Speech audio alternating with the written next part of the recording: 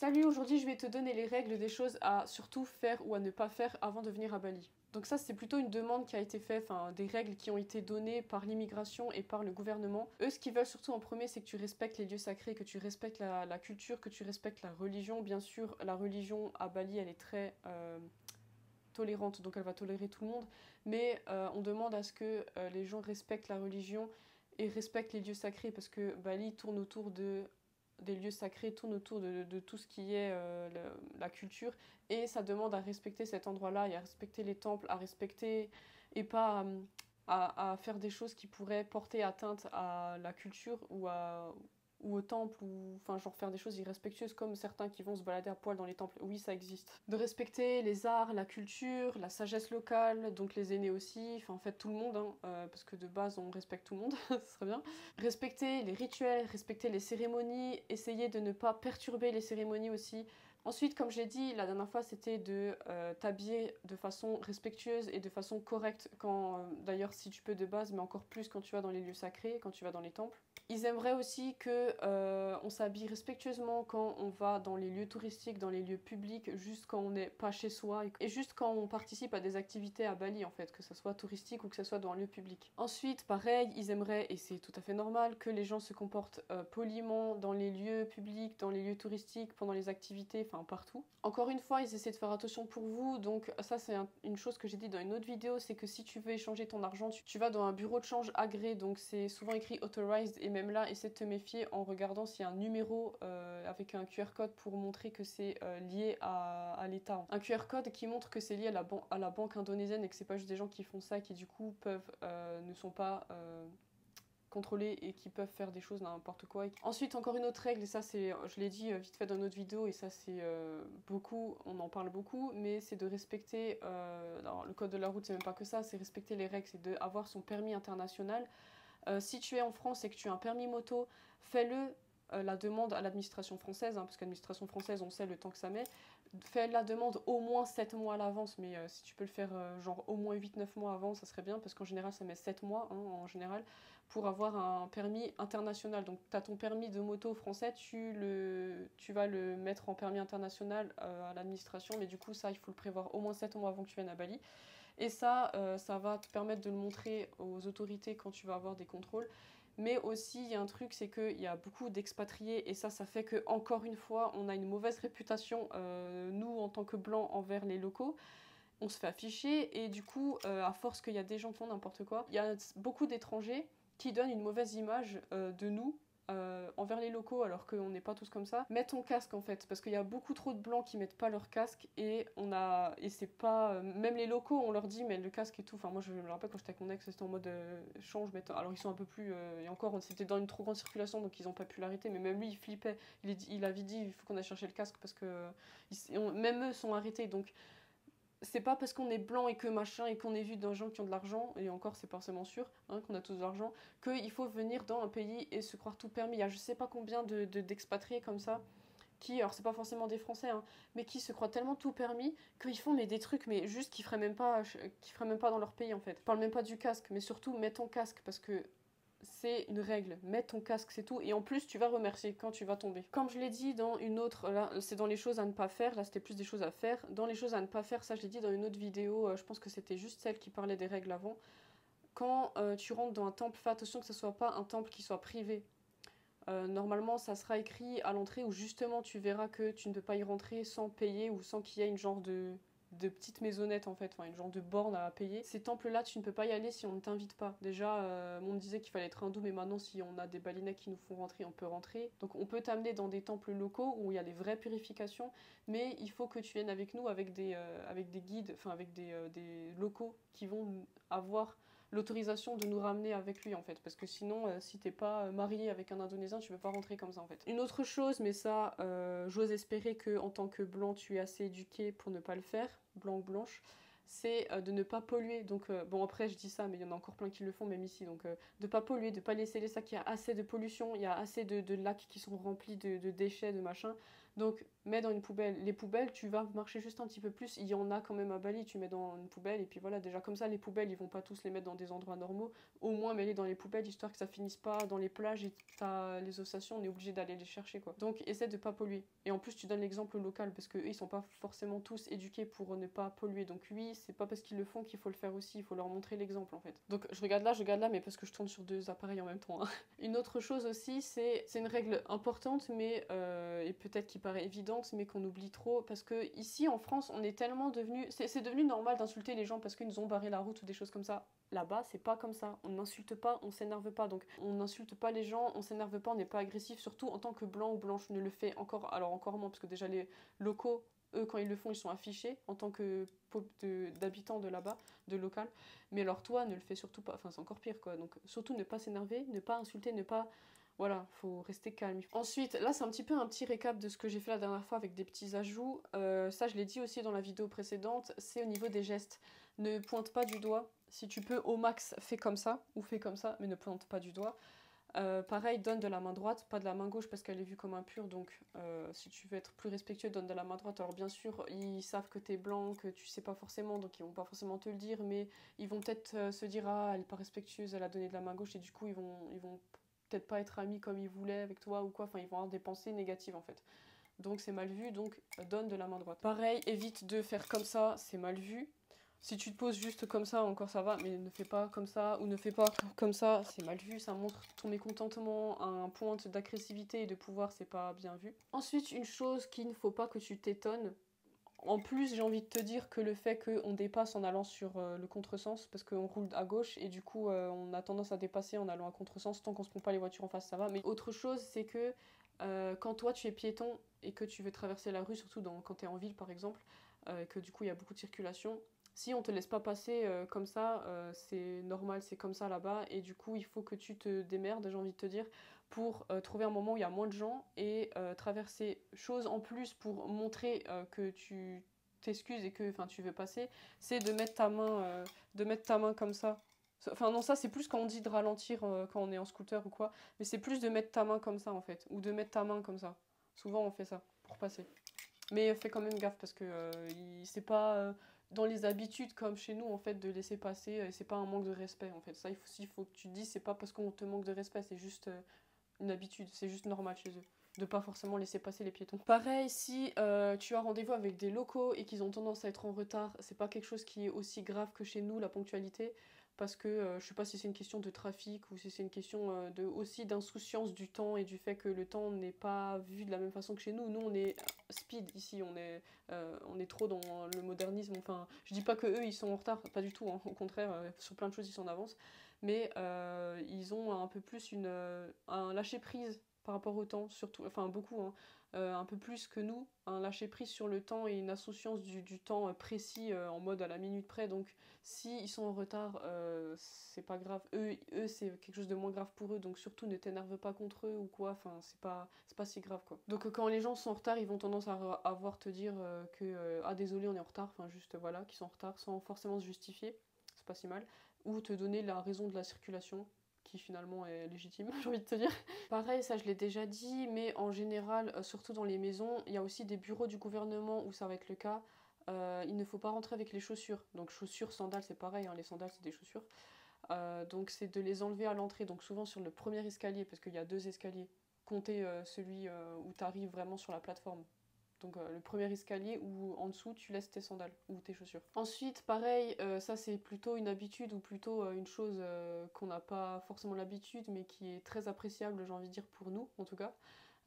C'est que les Indonésiens ou les Balinais en général, ils ont tendance à être amicaux et à être enjoués aussi des fois, mais à venir vers toi pour te parler, pour te poser une question, pour te dire bonjour, donc c'est normal. Si tu te poses plein de questions, en fait c'est pas vu comme du danger, hein, faut pas que tu prennes forcément ça comme un danger en mode on te demande plein de questions sur toi, mais c'est plus une façon de s'intéresser à toi et en fait d'être amical avec toi en fait. Donc c'est pas faut pas voir le danger partout comme ça peut être en France où par exemple tu vas être dans un Uber et tu vas avoir des gens qui vont oui là c'est plus dangereux, surtout que les Uber avec ce qu'on a entendu à certains moments avec des filles, Là d'accord, mais en Indonésie, si on te pose plein de questions, c'est pas forcément négatif. Je dirais la seule chose où à la limite tu dois faire attention, c'est que le service qu'on te propose, tu saches si tu peux payer le prix, est-ce que c'est payant ou est-ce que la personne elle le fait gratuit et derrière elle va pas te demander des contreparties.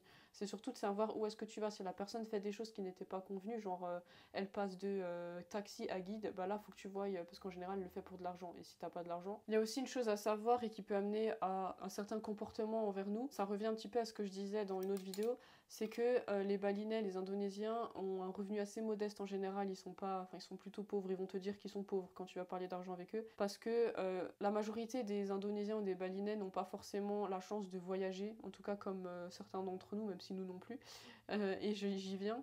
C'est que du coup, vu que ils savent qu'on vient, déjà à partir du moment qu'on vient à l'autre bout du monde, souvent quand on est français ou quoi, bah ils partent du concept que vu que nous on peut voyager mais pas eux, on a de l'argent en fait.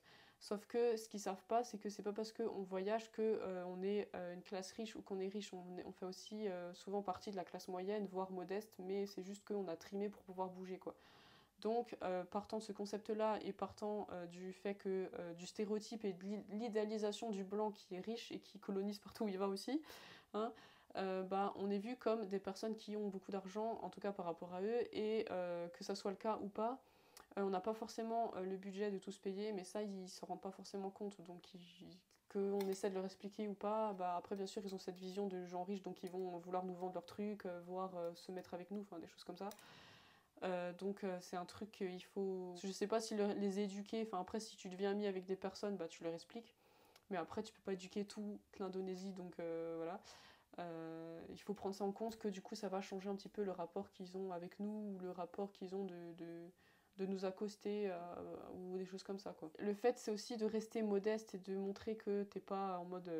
parce qu'il y en a quand même certains qui sont en mode vas-y l'endroit appartient et ils se comportent comme des coloniales et ça c'est juste horrible, c'est juste là franchement c'est la honte hein. Des fois moi je me mets à dire mais pourquoi ce boulet il fait ça, j'ai l'impression que je parle comme une locale parce que je dis qu'il y a des gens, il y a des blancs ils m'énervent parce qu'ils nous mettent une mauvaise réputation et ils se comportent n'importe comment en fait. Donc il y a le fait de rester humble, c'est pas parce qu'on paye un truc qui pour eux c'est un salaire, il faut comprendre qu'ils sont dans une autre partie du monde et que ils ont un salaire plus bas et justement qu'il faut les respecter. Ensuite, je reviens par rapport au code vestimentaire. Alors là, je parlais surtout des temples et juste le fait de pas s'exhiber dans la rue n'importe comment, comme on a vu à certains moments. Mais c'est le fait aussi de le nudisme à Bali n'est pas, enfin même je dirais en Indonésie, n'est pas très apprécié. Donc évite juste de te balader à poil à la plage même parce que c'est pas très bien vu. Il y a un truc aussi que les Indonésiens te diront pas. Là, je parle surtout pour les hommes. Alors bien sûr, pas de topless pour les femmes, on évite. Même si à l'époque les femmes, elles avaient pas forcément tout et tout. Enfin, elles avaient pas de, il y en a qui, mais ça c'était il y a longtemps. Maintenant, c'est considéré comme impoli. Mais c'est aussi les hommes. Si tu te balades, alors sur la plage encore ça peut aller, mais si tu vas en ville, évite trop de te balader un petit peu les mecs comme à Canggu avec leur tatouage là. En fait, les Indonésiens le diront pas, mais c'est mal vu, même pour les hommes, de se balader torse nu n'importe où. Donc le minimum, c'est de se mettre un débardeur. Ils le diront pas, mais ils pourront se moquer de toi derrière, en fait. Ensuite, par rapport aux gestes envers les Balinais, mais là, je te parle des gestes physiques, ils sont assez affectueux ou assez, bref, vers les autres, amicales. Mais il y a un truc, c'est que dans le corps, il y a des parties qui sont considérées comme pures et impures. Comme je te dis, la main gauche, elle est considérée comme impure. Et souvent aussi, à partir... Et c'est pour ça qu'on met une ceinture, en fait, quand on s'habille en kebaya. La partie basse du corps est considérée comme impure. Enfin, en tout cas, à partir de là, tu vas beaucoup plus avoir d'impur. Et souvent, on le fait pour... on met le selendang pour démarquer la partie pure et impure, même si tu as la main gauche qui est quand même impure. Mais la tête, surtout. La tête, c'est vraiment le truc où, à moins que tu es très proche de la personne, c'est ton copain ou un truc comme ça, ou on t'y autorise, qu'on t'y invite, ne touche pas la tête de quelqu'un, que ce soit un enfant ou un adulte, sans qu'on t'y ait invité. Parce que c'est la partie la plus sacrée, c'est la partie qui est proche de Shiva, on dit, et qui est en lien avec Dieu, et du coup qu'on va pas toucher comme ça parce qu'elle est sacrée et que c'est un manque de respect sinon. Et comme je le disais avant, vu qu'à partir du nombril, donc c'est à peu près l'endroit où tu mets la ceinture, quand tu t'habilles en tenue traditionnelle, à partir du nombril jusqu'en bas, vu que c'est la partie qui est considérée comme impure, si tu montres quelque chose, pour revenir avec le montrer du doigt, le machin, si tu montres quelque chose avec ton pied, ça va être considéré comme, voire même une insulte. Donc même si tu dois montrer quelque chose qui est bas, ne le montre pas avec ton pied en fait. Fais comme ça ou fais comme ça. Ou parle de la chose, mais ne montre pas que ton pied parce que ça peut être considéré comme une insulte parce que le pied est une partie impure. Pareil, ce que je disais aussi, mais ça revient un petit peu à ce que je disais dans notre vidéo, c'est que quand tu vas aller dans un temple, pareil, tu vas te mettre au moins le sarong. Si t'es invité dans des cérémonies un peu plus poussées et surtout des temples locaux là où on peut t'amener, du coup avec un local, parce que sinon tu peux pas y rentrer, comme je te l'ai dit en début. Là, on va te demander de mettre la tenue traditionnelle, donc avec le kebaya, le corset et la ceinture, le sarong, alors que toi, quand tu vas dans un temple public, tu vas mettre juste le sarong et potentiellement la ceinture aussi.